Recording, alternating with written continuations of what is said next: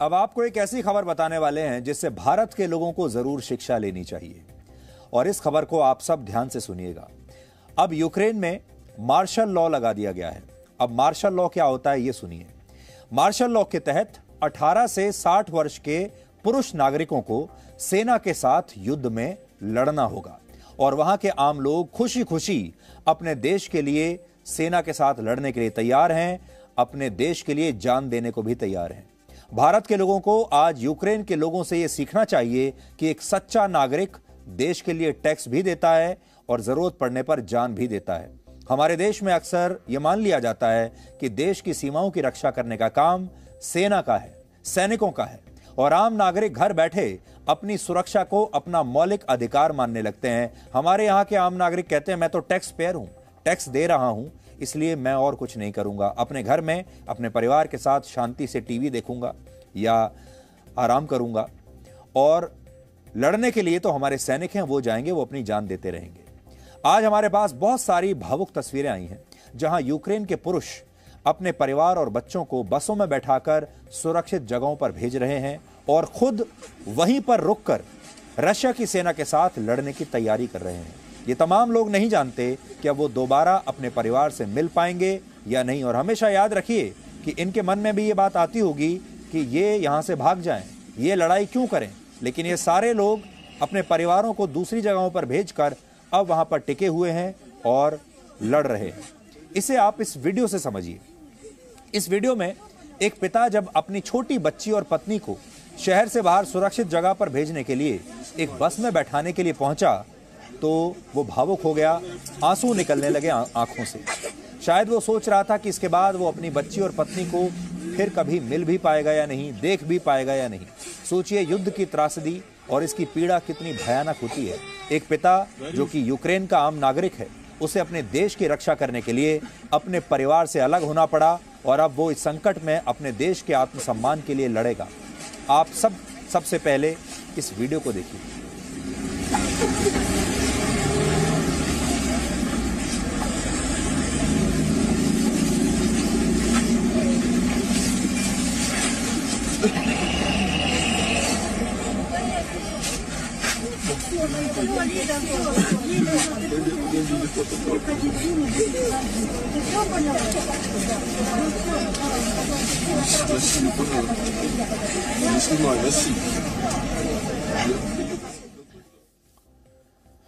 तो ये युद्ध की त्रासदी है।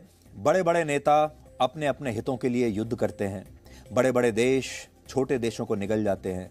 आम नागरिक जो होते हैं उनकी कोई गलती नहीं होती। आम परिवार जो होते हैं, बच्चे होते हैं, महिलाएं होती हैं, उनकी कोई गलती नहीं होती है, लेकिन वो इन युद्धों में कैसे पिसते हैं ये भी आपने देखा। और आज हमारी पूरी सहानुभूति है यूक्रेन के इन बेकसूर लोगों के साथ जिनकी कोई गलती नहीं है, फिर भी आज इनके साथ ये सब हो रहा है। अब आप सोचिए, हमारे देश में आपको ऐसे कितने लोग मिलेंगे जो अपने देश की रक्षा करने के लिए अपने परिवार को इस तरह छोड़ने के लिए तैयार हो जाएंगे। वो शायद ऐसे किसी भी नियम और कानून को मानने से ही इनकार कर देंगे और कहेंगे कि देश की रक्षा की जिम्मेदारी तो सैनिकों की है, सुरक्षा बलों के जवानों की है, और वो क्यों अपना घर और अपना परिवार छोड़ें। लेकिन यूक्रेन में ऐसा नहीं है। यूक्रेन में लोग अपने दिल पर पत्थर रखकर अपने परिवारों से अलग भी हो रहे हैं और बिना किसी ट्रेनिंग के रशिया के खिलाफ हथियार उठाने के लिए भी खड़े हुए हैं। आज ही यूक्रेन ने अपनी राजधानी कीव में आम नागरिकों को 10,000 असॉल्ट राइफल्स बांटी हैं। यानी इस संकट में अब सिर्फ यूक्रेन की सेना रशिया से नहीं लड़ रही, बल्कि यूक्रेन के आम नागरिक भी, यानी हमारे और आपके जैसे लोग भी सर्वोच्च बलिदान के लिए तैयार हैं। अब आम नागरिकों ने भी हथियार उठा लिए। हालांकि रशिया के राष्ट्रपति व्लादिमीर पुतिन ने कहा है कि यूक्रेन अपने देश के नागरिकों को हथियार देकर इस युद्ध में उन्हें ह्यूमन शील्ड की तरह इस्तेमाल कर रहा है और उन्हें जानबूझकर मरने के लिए छोड़ रहा है। और रशिया की सेना यूक्रेन की सेना का मुकाबला नहीं कर रही है, इसलिए वो अपने नागरिकों को सामने रख रहे हैं और उन्हें ह्यूमन शील्ड की तरह इस्तेमाल कर रहे हैं उसका। बल्कि उनका यह कहना है कि यूक्रेन की सेना अब रशिया की सेना का सामना नहीं कर पा रही है और रशिया की सेना को जो मुकाबला मिल रहा है वो यूक्रेन की सेना से नहीं, बल्कि उसका सामना वहां के राष्ट्रवादी नियो नाजी और राष्ट्रवादी ग्रुप से है। ऐसे राष्ट्रवादी ग्रुप्स जो कि बड़े हथियार, खतरनाक हथियार उठाकर वहां पर अब रशिया की सेना से लड़ रहे हैं।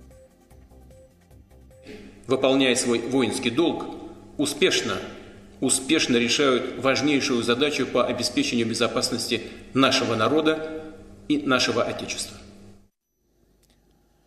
इस समय यूक्रेन की राजधानी कीव और दूसरे इलाकों में लोग बमबारी से बचने के लिए बंकर्स में छुपे हुए हैं और बहुत सारे लोगों ने तो वहां सबवेज में भी शरण ले ली है।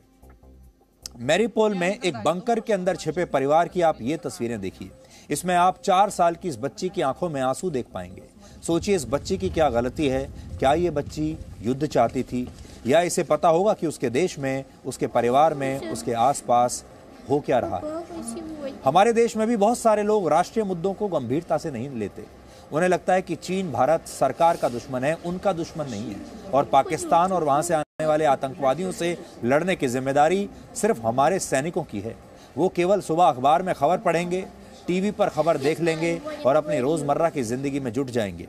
लेकिन यूक्रेन के नागरिकों की पीड़ा को आज आप समझिए कि कैसे जब कोई देश, बड़ा देश, पड़ोसी देश हमला कर देता है तो उस पूरे देश को लड़ना पड़ता है। उस देश के आम नागरिकों को भी कैसे संघर्ष करना पड़ता है, आप देखिए।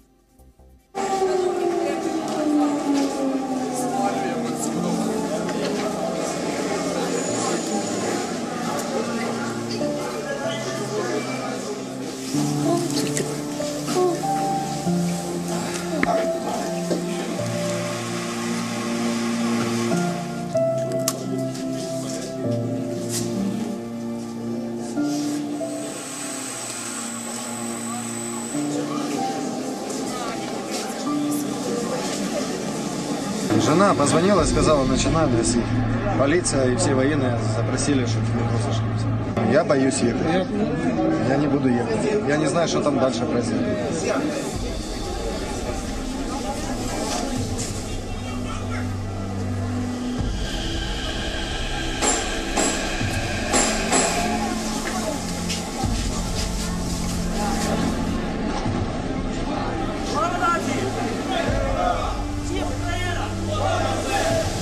Важко, але я тримаюся. В сторону ви їдете? Чи ви спали сьогодні? Спали, але ми прокинулися від вибуху в 4:20 біля нашого дому, збили повітряну ракету.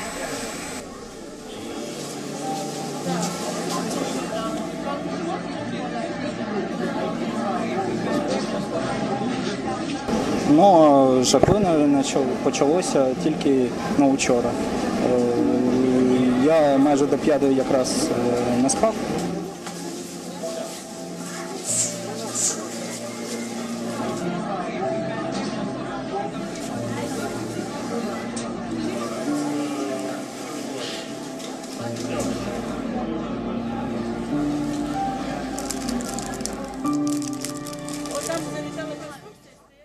Presenting B News app, available on Google Play and App Store. Download it now.